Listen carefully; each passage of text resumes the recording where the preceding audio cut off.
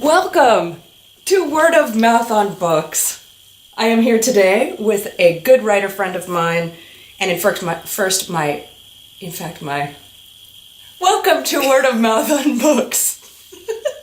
I'm here today with a good writer friend of mine, and in fact, my first writer friend. Yes. Who I met when we were 16, and we went to Northwestern University to be cherubs in the journalism program for the summer and learn all about journalism.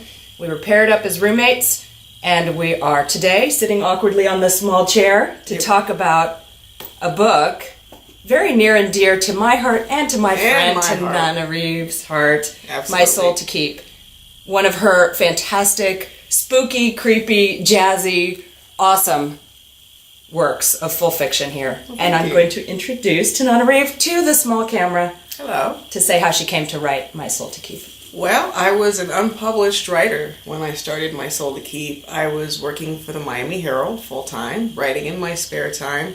I'd written my first novel, but based on all of two rejections, one by an agent and one by an editor, I decided to move on to my next one. I was just writing my bliss. And as a single woman, I was preoccupied with a search for a soulmate. I came up with an idea for Mr. Perfect, but having had some unfortunate experiences in my dating life, I wondered, what would it be like to discover that you were married to someone who was nothing like what you thought? That in fact your marriage was based on a lie.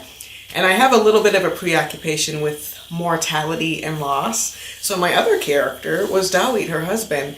And the question for him was, what would it be like to be a 500-year-old immortal who's not accustomed to attaching himself to people who are not immortal as he is, but you've fallen in love, you're raising a child, truly fathering a child for the first time, parenting a child for the first time, and your brotherhood tells you you have to walk away and leave all of that, but you don't want to go. So I wouldn't call it a romantic thriller, but it certainly has a love story at its heart. If you're a romance reader, you will happily flip page by page to know what's happening. And if you're a thriller reader, you're going to find a joyride in it too. Well, thank you.